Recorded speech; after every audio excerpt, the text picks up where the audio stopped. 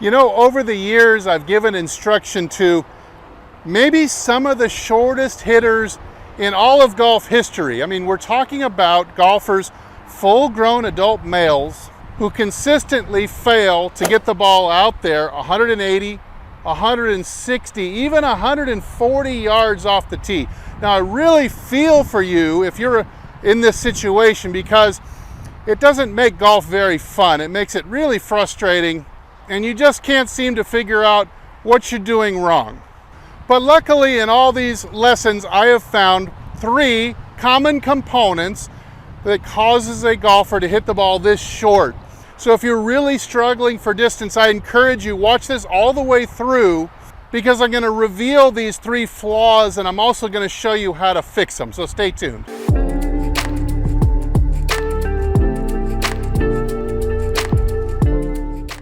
Hey, this is Steve from HitItLonger.com. So the first kind of epic flaw that the short hitter faces or does during their swing is they'll tend to try to pull the club down into the ball with strength, with effort. Something like this. They'll pull the club down this way instead of trying to make this end of the stick go fast by throwing it with the hands. I've got my noodle out here. You can also set up your golf bag to kind of resemble this.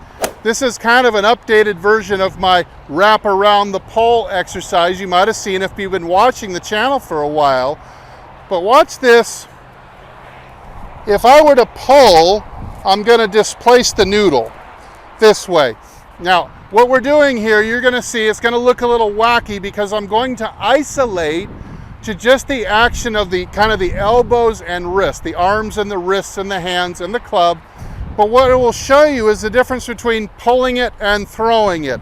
So now if we run some juice through this, 1 million volts, it will electrocute me if I touch it.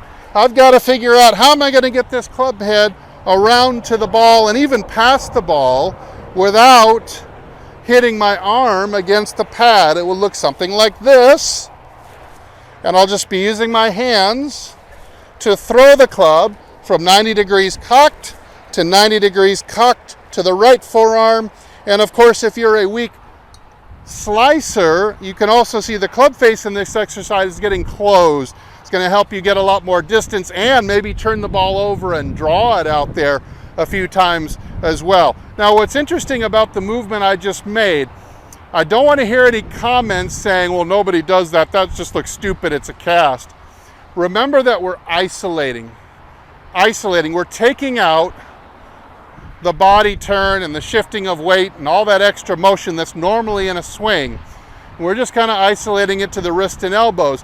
What we're left with is precisely what just about every famous golfer on TV does. Every famous golfer on TV does this. They throw the club this way from the top of the swing. And once you start to get in that pattern too, you'll start to realize that all you're trying to do is speed up this end of the stick instead of trying to get strong with this end of the stick. And that will make not only the club square up, but get you a hell of a lot more club head speed for less effort. Now, a second fatal flaw that the short hitter makes, the first flaw kind of leads into this one, and that is they will cut off the arc of the swing. So what do I mean by that? If we start at address with, let's say, about a 24-inch space between the butt end of the stick and the sternal slot right here. Let's call that 24 inches just for the sake of argument. Now, a short hitter, every short hitter, really short hitter I've ever coached, will cut that off and shorten it like this. And they'll end up in this position in the early follow-through. Now see how close the handle has gotten to my body. It's less than half the distance now to my sternum than where it started from. So I've pulled the club inwards towards me. You can see this is also, so I've pulled the club down, cut off the arc, and you can see my left elbow is in the classic chicken wing position. My right elbow is also bent quite a bit.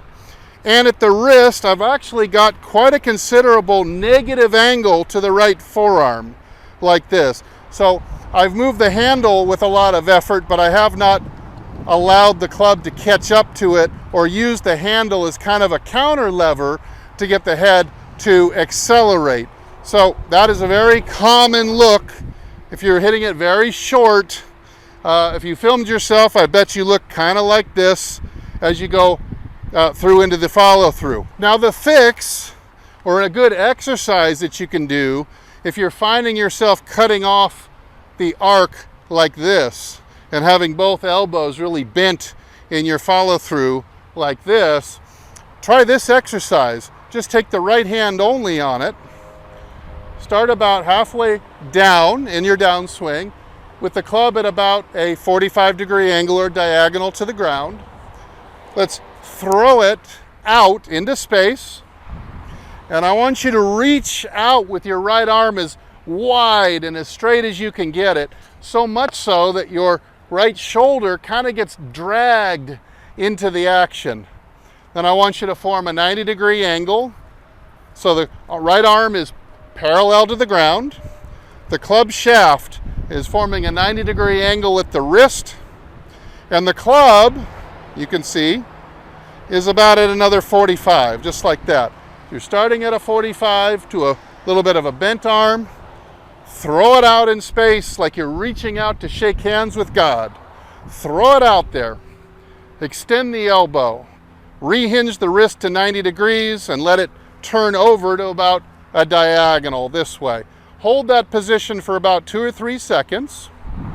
So throw it out, hold it, and then put your left hand back on, and you'll see that the left arm must conform and be in the correct position in order to fit on here.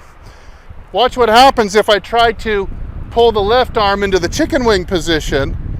It turns the club vertical, it bends the right arm, and it pulls the handle in closer to my sternum. So that left arm action, trying to pull and sustaining that pull all the way past, is really wrecking the speed in your swing. No matter how much you try to snap the wrists, if you have that pull in there, it's acting as almost as a negative energy to offset all the positive energy you're trying to use to snap the club head.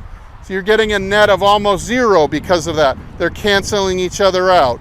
So again, reach out, straight arm, cock the wrist, fit the left elbow, hold this for 2 to 3 seconds, and do that 5 to 10 times in a row as well.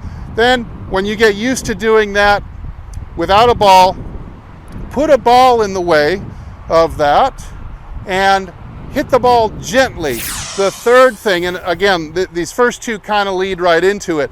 The hitters that I've coached that have a really hard time hitting the ball even out to 180 or 200 yards, their number has always got a 1 behind it.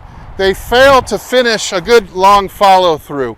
They'll generally cut it off and they'll keep it in front of their left shoulder like this with the club kind of vertical straight up in the air. This is kind of the way they finish the swing. Now, you know, a long hitter will have a much longer follow through than this. Instead, their follow through may not just get over the shoulder like this, where the shaft is parallel to the fairway. Of course, this would be a giant upgrade for the short hitter, but you know that a long hitter will typically turn and get the club shaft perpendicular, sitting on the collar. The head will be a little bit below the grip end like this, but certainly perpendicular to the intended line of flight like this. Now the drill I would do what I call the ring the dinner bell drill. So imagine for a second, let's throw that club over into that position again. Imagine for a second I've got a bell sitting right about here. And so I'll start in this perpendicular position, and then I'm going to bounce, ring the bell. Ring, ring, and just kind of turn and bounce off of it back to the perpendicular position again. Just bounce off of it. Ring the dinner bell by getting the club a few degrees past. Now, don't have to do this fast, so you're not going to be in any jeopardy of injuring yourself. You'll certainly feel a stretch in a lot of muscles that you're not used to feeling stretched in a golf swing. But start with the pose You can even start with just a parallel pose. Work yourself into the perpendicular, hold it, and then just start ringing the bell this way. Kind of stretch your muscles of your trunk out and your abdominals a little bit. Do that about 5 or 6 times and then rest again. Now let's hit one and see if I can incorporate all 3 of these elements into a golf swing. We'll slow it down and we'll look at it again. So here we go.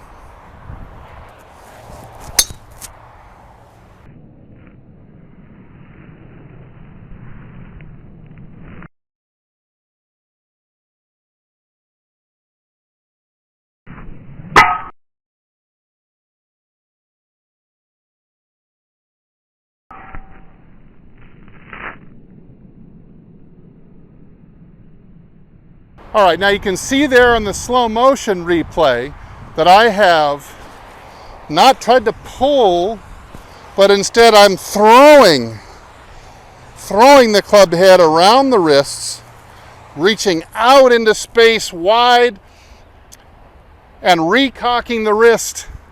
By the time it reaches 2 o'clock on the right arm, you can see a nice 90-degree angle has been formed, club shaft to right forearm. Now here's the major trick, so I wanted you to keep watching.